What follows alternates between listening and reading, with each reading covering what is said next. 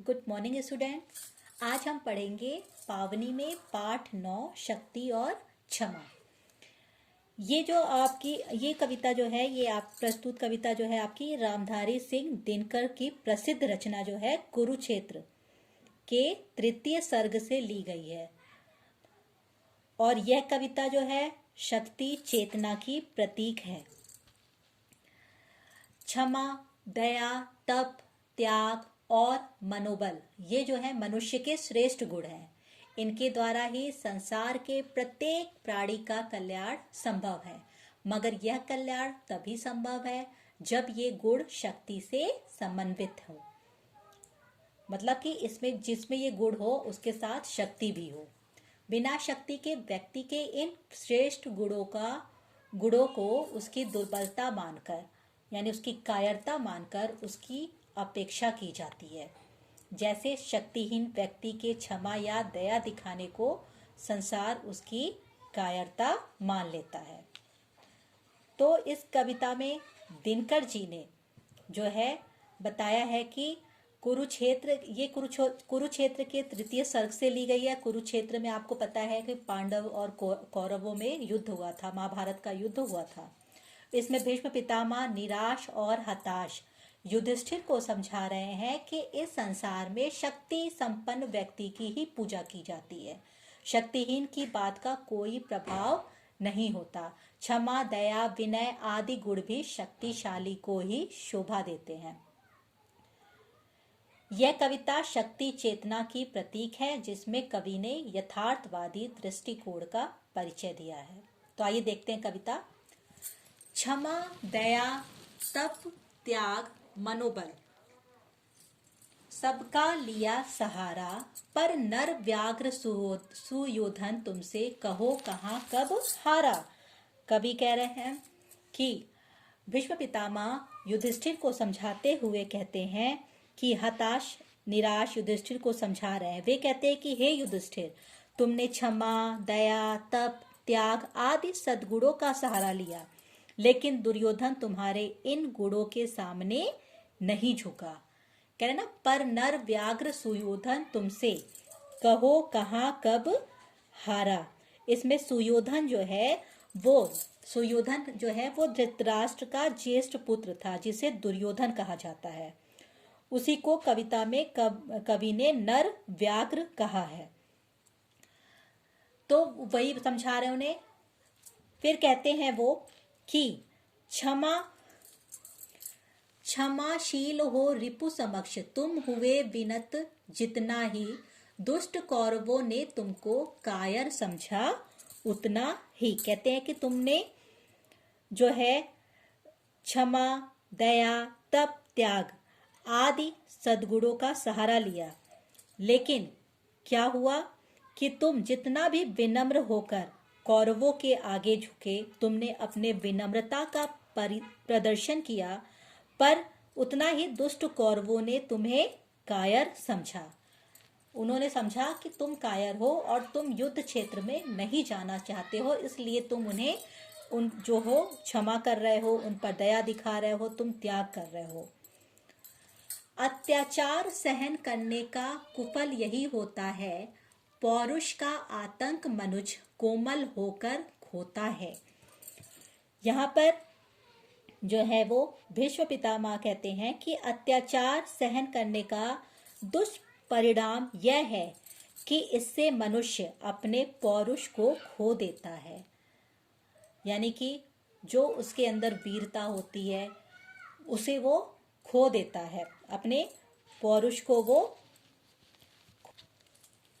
अपनी कर्मशीलता को वो खो देता है। पौरुष का मतलब होता है कर्मशीलता, कि वो अपने पौरुष को या अपनी कर्मशीलता को खो देता है। क्षमा शोभती उस भुजंग को जिसके पास गरल हो। कहते हैं कि जो क्षमा जो है उस सांप को शोभा देती है जिसके पास गरल मतलब विष, जहर हो, जिसके पास जहर हो।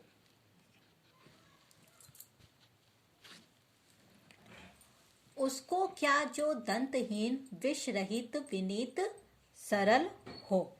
तो कहते हैं कि क्षमा उस सर्प को शोभा देती है जिसके पास विष होता है, जहर होता है।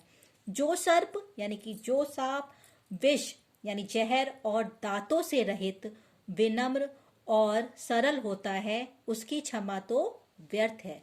क्योंकि जिसके पास दांत नहीं है, विष नहीं है, जो सरल है, वो तो अगर क्षमा भी कर दे तो व्यर्थ है, क्योंकि वो आपका कुछ भी बिगाड़ नहीं सकता है, आपके साथ कुछ भी बुरा नहीं कर सकता है। बल्कि जिसके पास, जिस सर्प के पास विष है, अगर वो आपको क्षमा करता है तो उसकी क्षमा का ही महत्व ज्यादा है।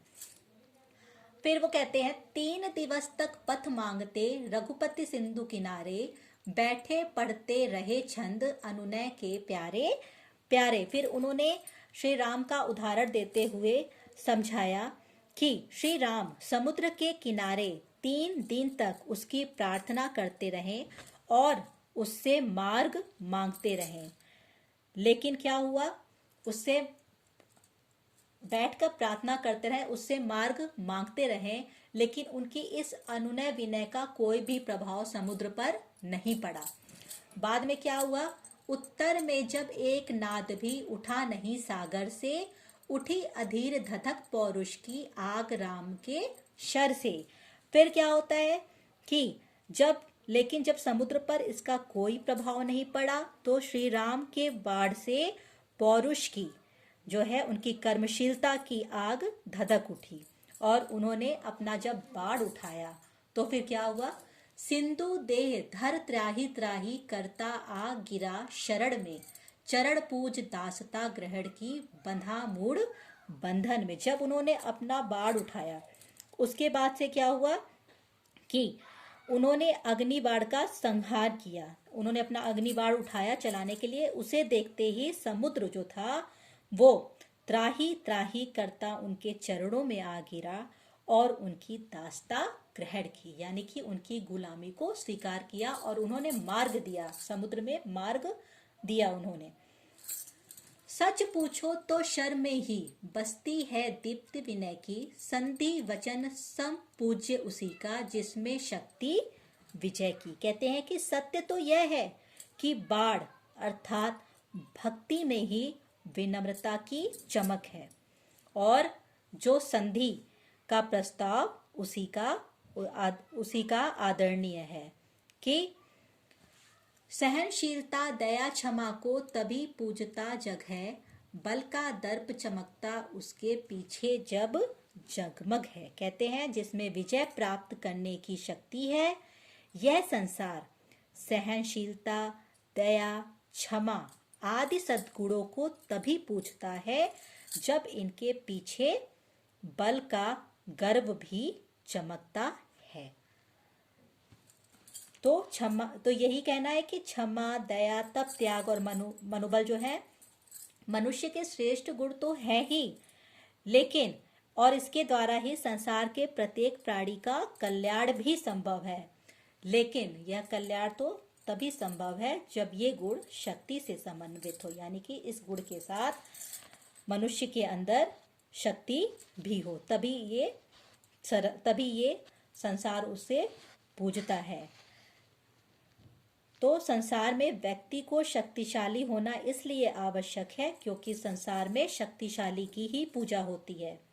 लोग शक्तिशाली की बात का आदर करते हैं और क्षमा दया तप त्याग आदि गुण तभी वंदनीय होते हैं जब उसके साथ शक्ति भी जो है, शक्ति का भी समन्वय हो, यानी उसके साथ शक्ति भी मिला हुआ हो, तभी लोग उसकी वंदना करते हैं। ठीक है, तो ये था हमारे, जहाँ तक है इसके बाद की हमारे विचार से, तो यह कविता जो है अहिंसा का मार्ग छोड़ने का उपदेश नहीं देती। ये नहीं कहती कि आप अहिंसा का मार्ग छोड़ दो, बल्कि क्षमा दया त्याग आदि अहिंसात्मक गुणों का महत्व बढ़ाने और उसकी स्थापना करने के लिए उनके साथ शक्ति का समन्वय करने की भी प्रेरणा देती है, जो इस कविता का जो उद्देश्य है। श्री राम और श्री कृष्ण के इन जीवन मूल्यों की स्थापना के लिए आतंकियों और अत्याचारियों का विनाश किया। यह कार्य उन्होंने शक्ति से ही किया उनको हम हिंसावादी नहीं कह सकते।